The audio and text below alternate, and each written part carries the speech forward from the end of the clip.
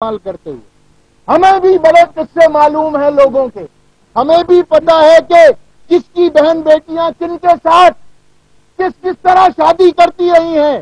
ہم نہیں جانا چاہتے ان ڈیٹیلز میں، ہم نہیں جانا چاہتے، اس پنڈورا باکس کو مت کھولو، وگرنہ قائد تحریک پہلے یہ بھی بتا چکے ہیں جب انہوں نے مناظرے کی بات کی تھی کہ ہمارے پاس وہ کچھ ہے کہنے کو کہ تمہیں پورے پاکستان میں منہ چھپانے کی جگہ نہیں ملے گی، مگر چودھری نثار علی خان صاحب فلور کے آپ کے اوپر تو آپ اتنی بڑی بڑی باتیں کرتے ہیں، رولز آف پروسیجر کی باتیں کرتے ہیں، اور آپ کی اخلاقیات یہاں پر دفن ہو جاتی ہیں۔ آپ کے لیڈروں کو تو شادیاں کرنے سے ہی فرصت نہیں مل رہی، جب حکومت میں آتے ہیں جب شادیاں کرتے ہیں۔ ذرا اپنے لیڈران کی ازدواج کی تعداد ہی اگر آپ اس عوام کو بتا دیں، اور پھر ان کے پروٹوکول پر حکومت پنجاب کے جو پیسے آپ خرچ کر رہے ہیں۔ ابھی خواتین کا کنونشن ہوا، پاکستان مسلم لیگ نون کی خواتین کا کنونشن ہوا، اس میں قرارداد پیش کی گئی، اور قرارداد پیش کر کے آپ کو حیرت ہوگی یہ سن کر کہ اس قرارداد میں میاں محمد نواز شریف صاحب کو شاہ جہاں کے خطاب سے نوازا گیا، اور کلثوم نواز صاحبہ کو ممتاز محل ڈکلیئر کیا گیا۔ اگر میں جھوٹ بول رہا ہوں تو یہ بات جا کر آپ مسلم لیگ نون کی کسی بھی خاتون رکن قومی اسمبلی سے پوچھ لیں، یہ قرارداد پیش ہوئی ہے۔ امیر المومنین کا خطاب کافی نہیں تھا کہ اب شاہ جہاں کا خطاب بھی رکھنا ہے، ممتاز محل کا خطاب بھی رکھنا ہے، اور دوسری طرف صورتحال یہ ہے کہ اسی ممتاز محل کے بینر شاہ جہان کا چھوٹا بھائی اتارتا پھر رہا ہے، اورنگزیب عالمگیر کا کردار ادا کر رہا ہے۔ ہمیں ان جھگڑوں میں مت الجھاؤ، ہمیں مت بتاؤ ان باتوں کو۔ قائد تحریک جناب الطاف حسین اس پورے ملک کے پاکستان کی لوگوں کی آخری امید ہے۔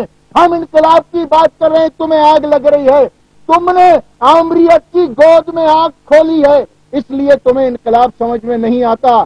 تم جنرل جیلانی کی پیداوار ہو، تم جنرل ضیاء الحق کے پیروکار ہو، اور تم جنرل مشرف کے شکر گزار ہو کہ جس سے معافی مانگ کر تم اس ملک کو چھوڑ کر بھاگے تھے، 120 صندوق لے کر بھاگے تھے، نوکروں کی فوج لے کر بھاگے تھے، اور اب تمہیں انقلاب کی باتیں یاد آ رہی ہیں۔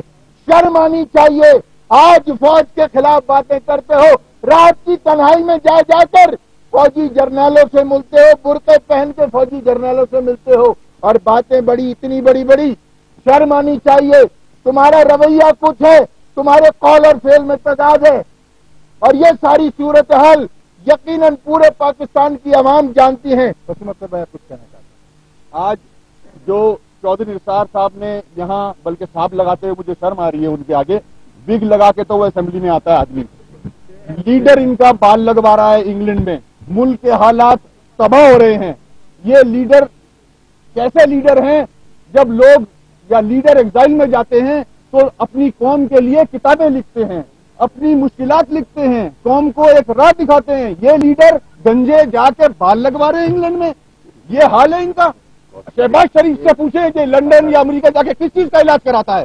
جب اس کو گرفتار کیا تھا تو اس کمرے سے سیکس کرنے کی چیزیں نکلی تھی۔ یہ لیڈران ہیں آپ کے۔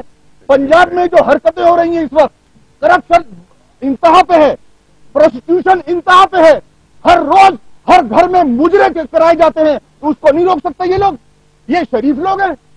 رائیونٹ کا محل دیکھیں، ان کا 2 فیکٹریاں لے کے چلا تھا یہ گنجا، آج 32 فیکٹریاں اس کے پاس، کہاں سے پیسہ آیا؟ یہ پوچھے آپ اس سے۔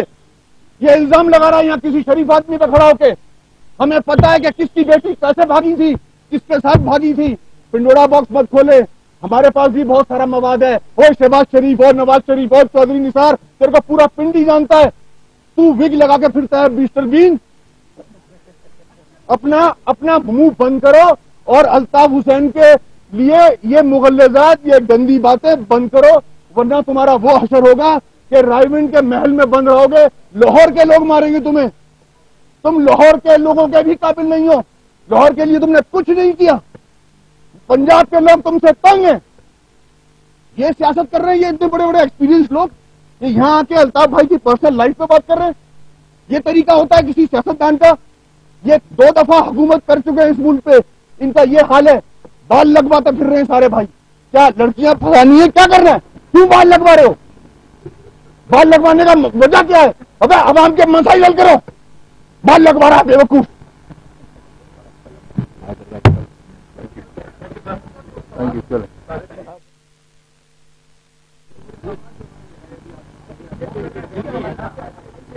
میں کچھ بھی نہیں کہنا چاہوں گا اور مجھے افسوس ہوا یہ ساری باتیں سن کر. اگر کسی بھی شخص کی، کوئی عام آدمی بھی، اگر اس کی طلاق ہوئی ہے، اگر اس کی گھریلو ناچاکی ہے، تو وہ بھی سڑک پر ڈسکس نہیں ہوتی. جو ڈسکس کرتا ہے یا تو وہ بےغیرت ہے، یا وہ بد کردار ہے، یا اس کی نیت میں فتور ہے. یہ میرا جواب ہے.